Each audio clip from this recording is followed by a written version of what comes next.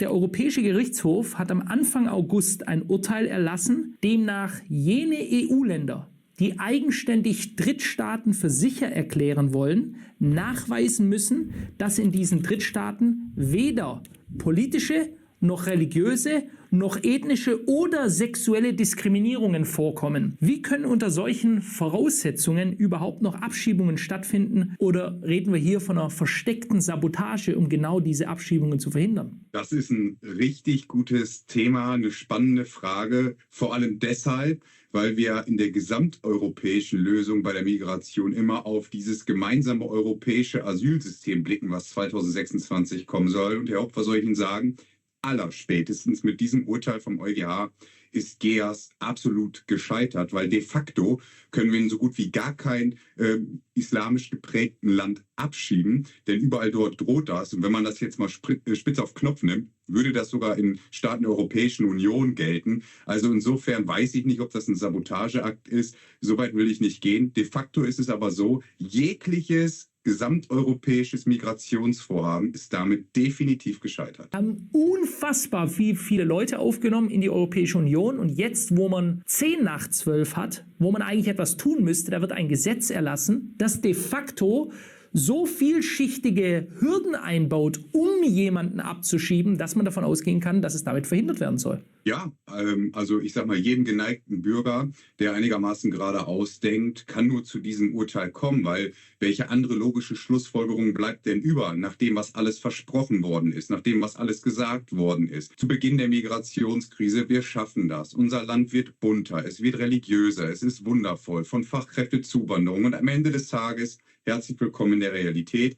Islamistisch geprägte Terroranschläge sind durch die Decke gegangen, Gewaltkriminalität, Sexualdelikte, Tötungsdelikte, Delikte gegen die individuelle Freiheit. All das ist überbordend geworden und hat eine hauptsächliche Definition, insbesondere Männer aus den Asylhauptherkunftsländern. Sie haben unser europäisches Ausland angesprochen, wenn wir dorthin blicken, Frankreich, Großbritannien und all das sind Entwicklungen, die wir nicht nur in Deutschland bekommen werden, sondern in Teilen ja auch schon in Deutschland haben. Und jetzt erinnere ich an die Fundamentalrhetorik vom Bundeskanzler Friedrich Merz im Wahlkampf. Und da muss ich ganz deutlich sagen, jetzt muss auch mal was kommen. Und nochmal auf dieses gemeinsame europäische Asylsystem zu blicken, in Bezug auch auf das Urteil vom EuGH. Wir brauchen nationales Recht, denn das ist damit aufgehoben, wenn GEAS tatsächlich in Kraft tritt. Deswegen erinnern wir jetzt gerade die Bundesregierung daran, liebe Freunde, wenn ihr das so blindlings mittragt, dann haben wir hier verloren. Und das meine ich genauso, wie ich das sage. Und die Menschen haben zu Recht die Nase gestrichen voll davon, weil was müssen wir noch alles tun? Was müssen wir uns noch alles anhören? Und vor allem, und das ist viel dramatischer, wie oft und vor allem, wie tiefgreifend soll die individuelle Freiheit eines in Deutschland lebenden Menschen noch beschnitten werden, damit diese Migrationskrise endlich ein Ende hat. In Berlin, wo man sich dafür gefeiert hat, für 20.000 Einbürgerungen. Ich kann mir nicht vorstellen, dass die Berliner Politik sich über EU-Recht hinwegsetzen wird. Nein, oder die deutsche Politik, ja? Nein, auf keinen Fall.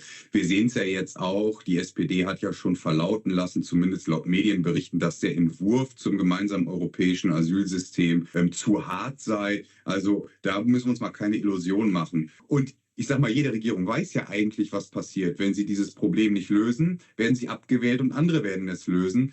Und diese Lethargie Deutschlands, dieses Gutbürgertum, muss man eigentlich schon sagen, ist auch zum Scheitern verurteilt.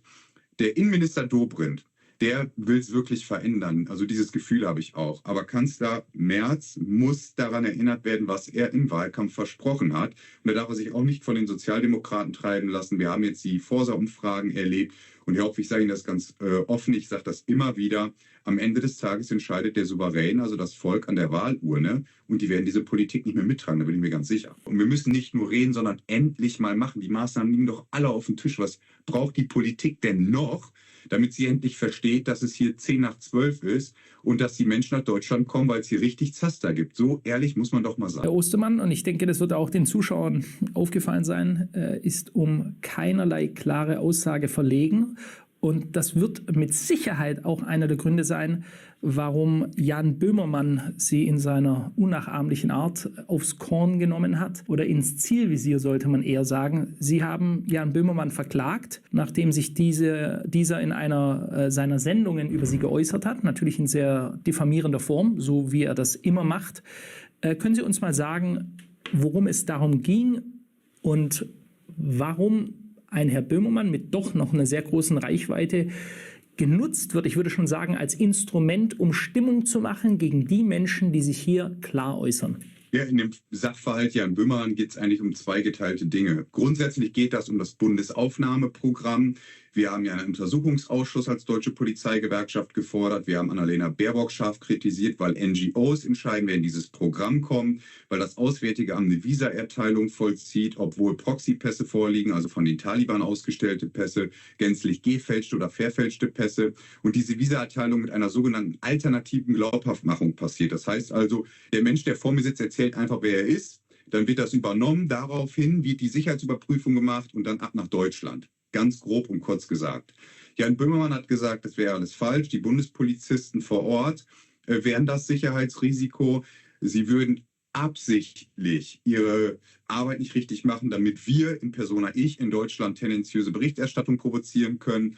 Und dann hat er natürlich über mich gesprochen, auch in NS-Sprache, wo ich mir sicher bin, würden Sie sich das leisten oder würde ich mir das leisten, gäbe es richtig, richtig Ärger. Und das Problem ist, der Intendant zum Beispiel, der Herr Himmler, der reagiert darauf nicht. Die Menschen sind auch dem überdrüssig. Wir zahlen Gebühren dafür und ich habe nichts gegen verschärfte Satire. Ich habe auch nichts dagegen, etwas zu überspitzen. Und ja, ich bin eine Person des öffentlichen Lebens, mich darf man auch mal hart gängeln, gar keine Frage. Aber zu lügen, zu diffamieren, zu diskreditieren mit der NS-Sprache, und der Böhmermann macht das ja nicht zum ersten Mal, da muss endlich mal ein Riegel vorgeschoben werden und deswegen verklagen wir ihn. Und ich sage Ihnen das ganz offen, es geht gar nicht mal um mich, sondern es geht darum, wie er die Bundespolizei hat stehen lassen, und es geht um viele Millionen Menschen, die es leid sind, sich diese Lügenparade, diese Hetzparade anzuschauen mit einer Gebührenfinanzierung, wo andere mehrere Jahre für arbeiten müssten, was er in einem Jahr beim öffentlich-rechtlichen Rundfunk verdient. Das ist einfach nicht in Ordnung und da muss jetzt Schluss sein. Und deswegen haben wir als Deutsche Polizeigewerkschaft gesagt, Herr Böhmermann, bis hierhin und nicht weiter, und jetzt muss ein Gericht klären, wer hier Recht hat und wer nicht.